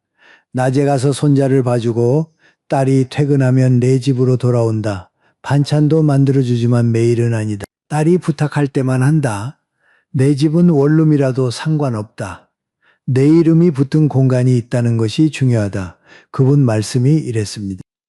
문 하나가 있으면 됩니다. 닫을 수 있는 문 하나, 그 문 안쪽이 내 세상입니다. 열쇠는 내가 쥐고 있고 언제 열고 닫을지는 내가 정합니다. 그것만으로도 달라집니다. 저는 그 말이 맞다고 생각합니다. 사람들은 흔히 이렇게 생각합니다. 어차피 집에 있으니까 좀 도와주면 되지. 틀린 말은 아닙니다. 도움을 줄 수 있다면 주는 것이 좋지요. 하지만 한 가지만 기억하시면 좋겠습니다. 내가 한가하다는 것과 내가 사용 가능하다는 것은 다른 말입니다. 한가한 시간은 내 시간입니다. 라디오를 듣든 공원을 걷든 아무것도 하지 않고 창밖을 보든 그것은 내가 선택한 시간입니다. 누군가 그 시간을 가져가면 그것은 도움이 아니라 징발입니다. 도움은 내가 주는 것이고 징발은 남이 가져가는 것입니다. 순희 씨도 마찬가지였습니다. 처음에는 딸이 늦는 날만 저녁을 차렸는데 어느 순간부터 매일 차리고 있었습니다. 딸이 들어오면서 엄마 다 됐어 하고 물었습니다. 감사하다는 말 없이 순희 씨는 그 당연함이 마음에 걸리기 시작했지만 딸이니까 하고 또 넘겼습니다. 외손녀 데리러 가는 것도 마찬가지였습니다. 처음에는 일주일에 한두 번이었는데 어느새 매일이 되었습니다. 무릎이 다시 아파지기 시작했습니다. 이 집에 온 이유가 무릎 때문이었는데 정작 매일 버스를 타고 학교 앞까지 다녀오는 것이 일과가 되어 있었습니다. 그러던 어느 날이었습니다. 오랫동안 만나지 못했던 복지관 친구들과 점심 약속이 잡혔습니다. 들뜨는 마음으로 딸한테 말했습니다. 나 오늘 친구들 만나기로 했는데 손녀 데리러 가는 거 네가 해줄 수 있어? 딸이 잠깐 멈추더니 말했습니다. 엄마, 나 오늘 미팅 있는데. 엄마가 갔다 오면 안 돼. 순희 씨는 알겠다고 했습니다. 친구들한테는 다음에 보자고 문자를 보냈습니다. 그날 저녁방에 혼자 앉아서 생각했습니다. 나는 왜 또 그냥 알겠다고 했을까? 왜 내 약속이 먼저인데 한 번 더 말하지 못했을까? 순희 씨는 자기 자신한테 속상했습니다. 딸한테가 아니라 자기한테, 입이 떨어지지 않은 자기한테, 그리고 더 마음이 아팠던 일이 있었습니다. 어느 오후였습니다. 오랜만에 집이 조용했습니다. 순희 씨는 소파에 앉아 오래된 친구 명숙에게 전화를 하려던 참이었습니다. 합가하고 나서 통 연락을 못한 친구였습니다. 전화기를 들었는데 마침 명숙이한테서 먼저 전화가 왔습니다. 반가운 마음에 받으려는 순간 마침 들어오던 딸이 순희 씨 손에서 전화기를 가져갔습니다. 여보세요? 지금 좀 바빠요. 나중에 다시 걸어주세요. 전화가 끊겼습니다. 순희 씨는 멍하니 딸을 봤습니다. 딸은 아무렇지 않은 표정으로 전화기를 내려놓으며 말했습니다. 엄마, 그 명숙이 아줌마잖아. 엄마한테 별로 안 좋은 사람이잖아. 순희 씨는 아무 말도 하지 못했습니다. 그날 저녁 명숙에게 문자를 보냈습니다. 미안해. 상황이 있었어. 내가 나중에 연락할게. 문자를 보내면서 손이 떨렸습니다. 부끄러웠습니다. 30년 가까이 기대고 살아온 친구인데 그 친구가 전화 너머에서 어떤 표정을 지었을지 생각하니 마음이 쓰렸습니다. 내 친구를 내 딸이 판단하고 있었습니다. 내가 누구를 만날지를 내가 정하지 못하고 있었습니다. 사람에게서 가장 기본적인 것을 하나 꼽으라면 이것입니다. 내가 만나고 싶은 사람을 만날 수 있는 자유, 밥을 먹는 것, 잠을 자는 것, 그것이 해결된다고 해서 사람이 편안한 것이 아닙니다. 내가 누구와 이야기할지, 언제 전화할지, 그것을 내가 정할 수 있어야 비로소 삶이 내 것이 됩니다. 순희 씨는 그날 그 가장 기본적인 것이 이미 자기 손을 떠나 있다는 것을 알았습니다. 그러던 어느 저녁이었습니다. 밥을 먹고 나서 딸이 소파에 앉더니 핸드폰으로 뭔가를 보여줬습니다. 인테리어 사진이었습니다. 거실 벽면을 바꾸고 조명을 달고 식탁을 새 것으로 교체하는 견적이었습니다. 꽤 큰 공사였습니다. 순희 씨는 예쁘네하고 봤습니다. 그런데 그 전부터 딸이 슬쩍 던진 말들이 있었습니다. 엄마, 예금 아직 그대로 있지? 이자도 별로 안 되잖아. 순희 씨는 설마 했습니다. 그런데 그날 저녁 그 설마가 현실이 됐습니다. 엄마, 그 돈 내가 좀 써도 되지? 어차피 엄마가 나한테 줄 거잖아. 미리 쓰는 거지 뭐. 어차피 나한테 줄 거잖아. 그 말이 귀에서 맴돌았습니다. 이미 정해진 것처럼 순희 씨가 동의하지 않아도 되는 것처럼 순희 씨는 생각할 시간이 필요하다고 했습니다. 딸의 표정이 굳었습니다.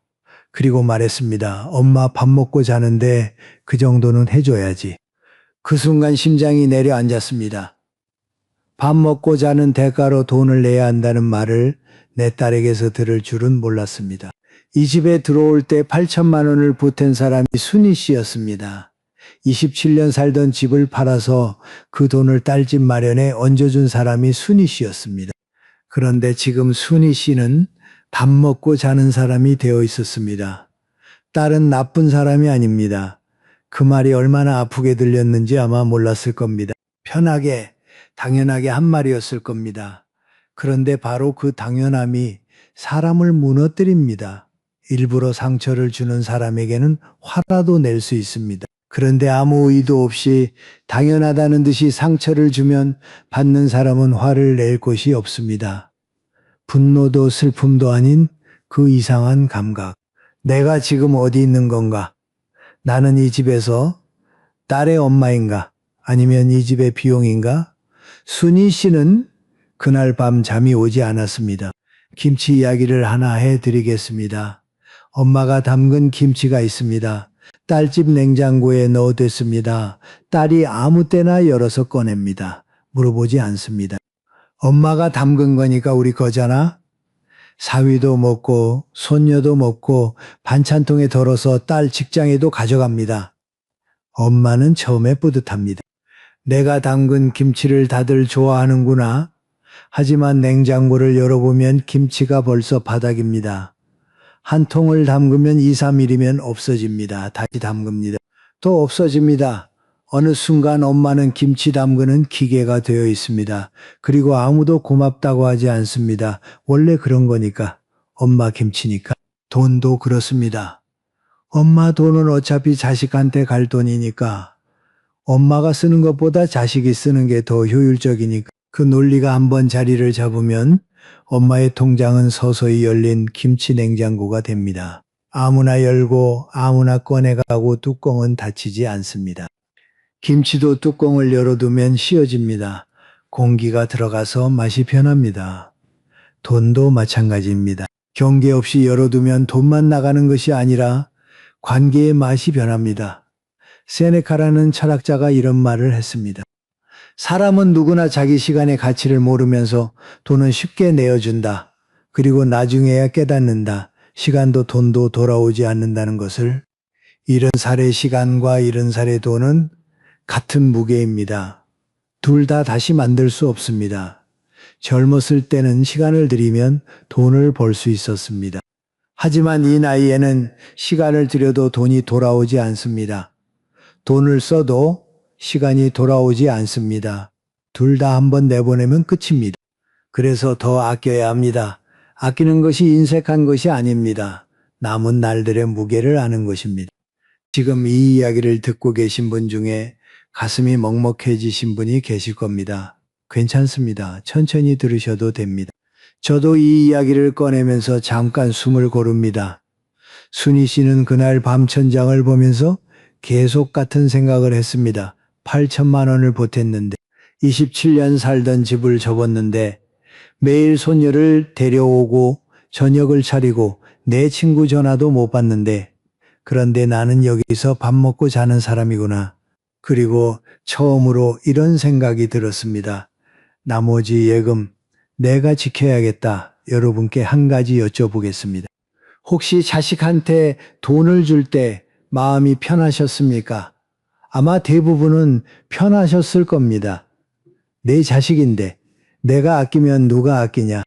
나중에 다 자식한테 갈 건데 미리 주는 거지 뭐. 그런데 그 편한 마음 뒤에 아주 작은 불안이 있지 않으셨습니까? 혹시 나중에 내가 아프면 어쩌지? 병원비는 있을까? 내 장례는 누가 치르지? 그 불안을 느끼면서도 입 밖으로 꺼내지 못한 분이 많으실 겁니다. 왜냐하면 그 말을 하는 순간 욕심 많은 부모가 될 것 같으니까. 자식한테 베풀면서 불안하다고 하면 체면이 안 서니까. 저는 오늘 그 말씀을 드리고 싶습니다. 돈을 지키는 것은 욕심이 아닙니다. 돈을 지키는 것은 품위를 지키는 것입니다. 이것을 숫자로 한번 보겠습니다. 한 대규모 연구에서 노인 9천 명 이상을 10년 가까이 추적 조사한 결과가 있습니다. 결론은 명확했습니다. 집안에서 돈에 대한 결정권을 가진 노인과 그렇지 못한 노인 사이의 행복감의 차이가 뚜렷했습니다.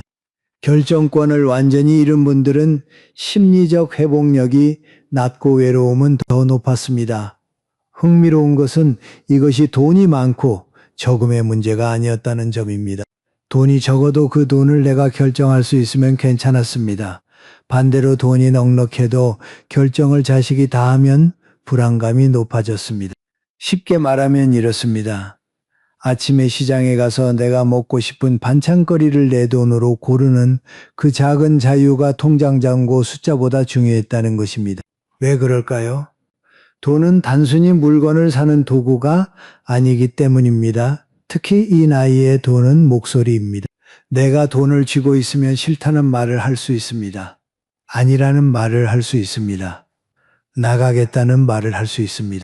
하지만 돈이 없으면 그 말들이 입에서 나오지 않습니다. 싫어도 참아야 하고 아니어도 고개를 끄덕여야 하고 나가고 싶어도 갈 곳이 없습니다. 돈이 사라지면 선택이 사라집니다. 그것은 가난의 문제가 아닙니다. 존엄의 문제입니다. 그래서 오늘 세 가지만 기억해 주십시오.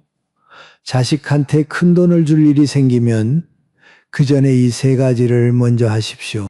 첫째, 종이 한 장을 꺼내서 앞으로 10년 동안 내가 살아가는데 필요한 돈을 적어 보십시오.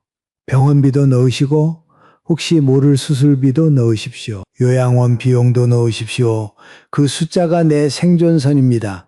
그 선 아래의 돈은 절대로 움직이면 안 됩니다. 둘째, 생존선 위에 돈, 줄 수 있는 돈이라면 주셔도 됩니다. 하지만 1,000만 원이 넘는 돈은 내 자식이라도 문서를 남기십시오.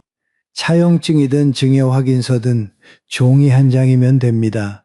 그 종이가 신뢰의 증거가 아니라 존중의 증거입니다. 의심해서 쓰는 것이 아닙니다. 서로를 지키기 위해 쓰는 것입니다. 셋째, 집이 있으신 분은 절대 서둘러 팔지 마십시오. 주택연금이라는 제도가 있습니다. 집을 담보로 맡기면 그 집에 계속 사시면서 나라에서 매달 연금을 보내줍니다. 돌아가실 때까지. 부부 중 한 분이 55살 이상이면 신청하실 수 있습니다. 예를 들어 집값이 3억 원이고 70살이시라면 매달 92만 원 정도를 받으실 수 있습니다. 집을 팔면 돈은 한 번에 나가지만 주택연금은 매달 들어옵니다. 그리고 매달 들어오는 돈이 있다는 것은 매달 내가 결정할 수 있다는 뜻입니다. 사람들은 종종 이렇게 말합니다. 내 자식인데 뭘 그렇게까지 해? 믿으면 되지. 맞습니다. 믿으셔도 됩니다. 하지만 믿음과 준비는 다른 것입니다. 비가 올 거라고 믿지 않아도 우산은 가져갑니다. 자식을 안 믿어서가 아니라 인생이 어떻게 흘러갈지 아무도 모르기 때문에 준비하는 것입니다. 종이 한 장이 관계를 망치지 않습니다. 종이 한 장이 없어서 관계가 망가지는 것입니다. 순희 씨 이야기를 다시 해드리겠습니다. 순희 씨에게는 남편이 남긴 것이 하나 더 있었습니다. 시골의 작은 땅 한 필지, 남편이 살아있을 때 늘 말하던 곳이었습니다. 은퇴하면 거기 가서 작은 집 짓고 텃밭에 배추 심고 개 한 마리 키우면서 살자. 남편은 그 꿈을 이루지 못하고 떠났습니다. 땅은 그대로 남아 있었습니다. 풀이 자라고 있었지만 순희 씨한테는 그 풀 사이에 남편의 목소리가 남아있는 것 같았습니다. 어느 날 딸이 말했습니다. 엄마, 그 땅 정리하는 게 어때? 팔면 꽤 되잖아. 엄마 혼자 가서 뭐해? 풀만 나잖아. 딸한테는 그냥 풀이었습니다.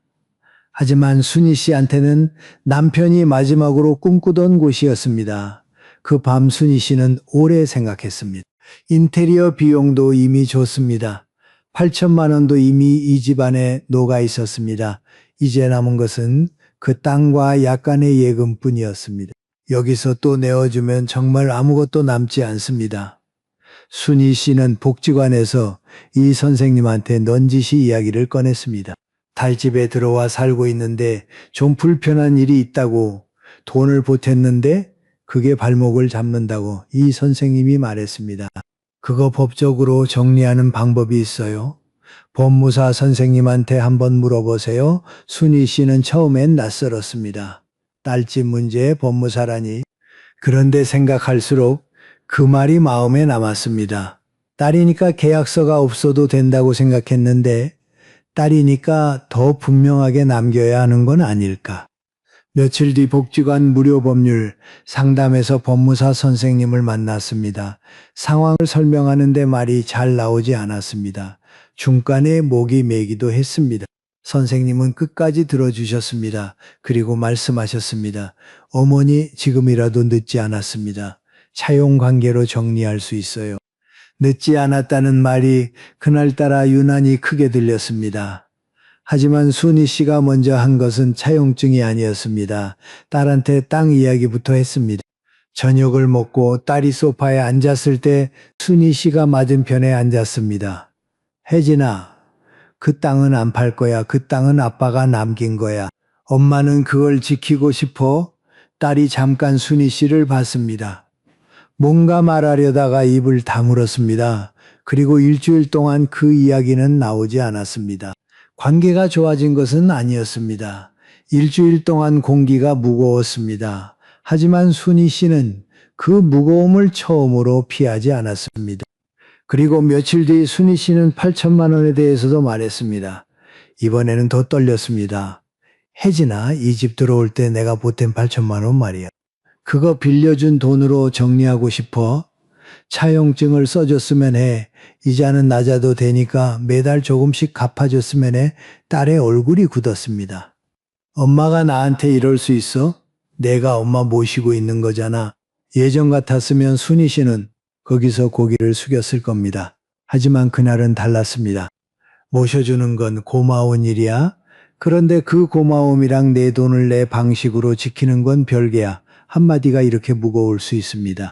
말하지 못한 시간이 길수록 처음 꺼낸 그 한마디는 온몸의 힘을 다 써야 합니다. 이틀 뒤 딸이 먼저 왔습니다. 말없이 잠깐 앉아있다가 말했습니다. 엄마 알겠어. 법무사 선생님한테 연락해 봐. 차용증이 작성됐습니다. 8천만 원, 연 2%, 매월 분할 상환. 딸이 도장을 찍는 것을 보면서 순희 씨는 이상하게 눈물이 났습니다. 슬픔이 아니었습니다. 안도였습니다. 내가 이 집에서 얹혀 사는 사람이 아니라 권리가 있는 사람이라는 것이 종이 위에 남겨진 것입니다. 그날 이후 극적으로 달라진 것은 없었습니다. 딸이 갑자기 다정해진 것도 아니고 매일 고맙다고 한 것도 아닙니다. 하지만 작은 것들이 바뀌었습니다. 순희 씨 방에 들어올 때 노크를 했습니다. 순희 씨 친구한테 전화가 오면 그냥 두었습니다. 순희 씨가 차려놓은 반찬에 대해 예전처럼 뭐라 하지 않았습니다. 그리고 순희 씨도 달라졌습니다. 냉장고 문을 열 때 눈치를 보지 않았습니다. 복지관 친구들과 약속을 잡을 때 딸 허락을 구하지 않았습니다. 아침에 일어나면 먹고 싶은 것을 먹었습니다. 방가구를 다시 원래 자리로 옮겼습니다. 소녀를 데리러 가는 것은 여전했지만 이제는 맡겨진 것이 아니라 순희 씨가 선택한 것이었습니다. 순희 씨는 여기서 한 가지를 더 깨달았다고 했습니다. 문제가 딸만의 잘못은 아니었다는 것을. 딸이 경계를 넘은 것도 맞지만 순희 씨 자신이 경계를 세우지 않은 것도 맞았습니다. 처음에 베개를 바꿨을 때 말했어야 합니다. 찻잔을 버렸을 때 말했어야 합니다. 처음 한 번 말했으면 그 다음은 일어나지 않았을 수도 있습니다. 순희 씨가 이렇게 말했습니다. 나는 딸이 경계를 넘은 것을 탓했는데 돌이켜보면 경계를 세운 적이 없었어요. 없는 담을 넘었다고 탓할 수는 없잖아요. 내가 담을 안 세운 것이 시작이었어요. 그 말이 참 오래 남았습니다. 경계는 상대가 지켜주는 것이 아닙니다. 내가 세우는 것입니다. 그리고 세우는 시점은 빠를수록 좋습니다. 무너진 다음에 다시 쌓는 것은 처음부터 세우는 것에 10배는 힘이 듭니다. 지금이라도 세울 수 있다면 늦지 않았습니다. 하지만 내일보다는 오늘이 낫습니다. 차용증을 쓰고 나서 순희 씨가 처음으로 한 일이 있습니다. 명숙이한테 전화를 했습니다. 오래 기다리게 해서 미안하다고, 보고 싶었다고. 명숙이는 웃으며 말했습니다. 야, 무슨 일 있었어? 목소리가 왜 그래? 순희 씨도 웃었습니다. 나중에 만나서 얘기할게. 다음 주에 둘은 복지관 근처 칼국수 집에서 만났습니다. 2시간 동안 아무 의미 없는 이야기만 했습니다. 날씨 이야기, 드라마 이야기, 무릎 이야기. 그 시간이 오랫동안 잊고 있던 자기 자신을 다시 만난 것 같았다고 순희 씨는 말했습니다. 그리고 한 가지 더 했습니다. 새 베개 옆에 예전 베개를 다시 가져다 놨습니다. 딸 집에 올 때 가져오지 못했던 것이 아니었습니다. 가져왔는데 딸이 치운 뒤에 찾지 못하고 있었습니다. 정리함 깊숙이 들어가 있었습니다. 순희 씨가 꺼내서 다시 침대에 올려놨습니다. 새 베개에 머리를 대고 옛 베개를 팔로 안고 잤습니다. 딸이 방에 들어왔다가 그 모습을 봤습니다. 아무 말도 하지 않았습니다. 치우지도 않았습니다. 그것이 모녀 사이에 일어난 작은 화해였습니다. 말로 된 화해는 아니었습니다. 하지만 충분했습니다. 옛 속담에 이런 말이 있습니다. 가까운 남이 먼 친척보다 낫다. 맞는 말입니다. 하지만 저는 여기에 한마디를 보태고 싶습니다. 가까운 사람이라도 경계가 없으면 가까운 것이 아니라 엉킨 것입니다. 엉킨 실은 풀기 어렵습니다. 하지만 처음부터 적당한 간격으로 감아놓은 실은 필요할 때 쉽게 풀려 나옵니다. 가장 좋은 거리는 멀지도 가깝지도 않은 거리가 아닙니다. 서로가 숨 쉴 수 있는 거리입니다. 마지막으로 하나만 더 말씀드리겠습니다. 같이 산다는 것은 같은 지붕 아래에 있다는 뜻이지 같은 사람이 되라는 뜻이 아닙니다. 지붕은 함께 써도 방은 각자의 것입니다. 그리고 방에는 창문이 하나씩 있어야 합니다. 그 창문은 도망치기 위한 것이 아닙니다. 숨쉬기 위한 것입니다. 내 하늘을 보기 위한 것입니다. 그 창문이 없는 사람은 아무리 넓은 집에 살아도 답답합니다. 창문이 있는 사람은 작은 원룸에 살아도 자기 하늘이 있습니다. 여러분의 창문은 아직 열려 있습니까? 오늘 이야기가 길었습니다. 끝까지 함께 해주신 여러분께 감사드립니다. 지금까지 드린 이야기를 한번 정리해 보겠습니다. 경계는 큰 사건으로 무너지지 않습니다. 베개 하나, 찻잔 하나, 대신 건넨 대답 하나. 그 작은 것들이 쌓여서 어느 날 돌아보면 내 자리가 사라져 있습니다. 그리고 바로 그 경계가 가장 쉽게 무너지는 곳이 딸과 엄마 사이입니다. 딸이 나빠서가 아닙니다. 너무 가까워서 담이 처음부터 없기 때문입니다. 담이 없으면 넘는 쪽도 넘는 줄 모르고 넘어지는 쪽도 넘어지는 줄 모릅니다. 좋은 마음으로 시작한 일이 어느 순간 의무가 됩니다. 내가 선택한 일이었는데 어느새 내가 해야 하는 일이 되어 있습니다. 그 경계를 아무도 알려주지 않습니다. 내가 알아차려야 합니다. 그리고 가장 깊이 찌르는 것은 악의가 아니라 당연함입니다. 일부러 상처 주는 말은 피할 수 있지만 아무 생각 없이 던진 당연한 말은 피할 수가 없습니다. 그래서 돈을 지켜야 합니다. 돈은 욕심이 아니라 목소리입니다. 목소리가 있어야 싫다고 말할 수 있고 아니라고 말할 수 있고 나가겠다고 말할 수 있습니다. 그리고 이 모든 것의 시작은 결국 한마디입니다. 입을 여는 것입니다. 경계는 상대가 지켜주는 것이 아니라 내가 세우는 것입니다. 사랑하는 사람일수록 더 분명하게 선을 그어야 합니다. 선이 있어야 사랑도 오래 갑니다. 가장 좋은 거리는 멀지도 가깝지도 않은 거리가 아닙니다. 서로가 숨 쉴 수 있는 거리입니다. 혹시 비슷한 일을 겪고 계신 분이 계십니까? 딸 집에서, 아들 집에서, 혹은 다른 어떤 자리에서 내 자리가 조금씩 작아지는 느낌을 받고 계신 분이 계십니까? 말하고 싶은데 말을 못하고, 나가고 싶은데 나갈 수 없고, 사랑하는데 상처받고 계신 분이 계십니까? 그 마음이 여러분만의 것이 아닙니다. 그리고 그 마음은 잘못된 것이 아닙니다. 지금 이 순간에도 같은 자리에서 같은 마음으로 이 이야기를 듣고 계신 분이 수백 명, 수천 명 계실 겁니다. 혹시 하실 말씀이 있으시다면 댓글에 남겨주십시오. 한 줄이면 됩니다. 나도 그랬다. 그 한마디면 충분합니다. 여러분의 그 한 줄이 지금 같은 자리에 있는 누군가에게 가장 큰 위로가 됩니다. 혼자가 아니라는 것을 알게 해주는 것, 그것만으로도 사람은 한 발 더 버틸 수 있습니다. 주변에 비슷한 고민을 하고 계신 분이 계시다면 이 이야기를 나눠주십시오. 함께 산책하는 친구에게, 복지관에서 만나는 분에게, 혹은 조용히 문자 하나로 이 이야기가 필요한 분은 생각보다 가까이에 계실 겁니다. 이제 이야기를 마무리하려 합니다. 오늘 이 자리까지 들어주신 것만으로도 여러분은 이미 용기 있는 분들입니다. 여러분은 충분히 사셨습니다.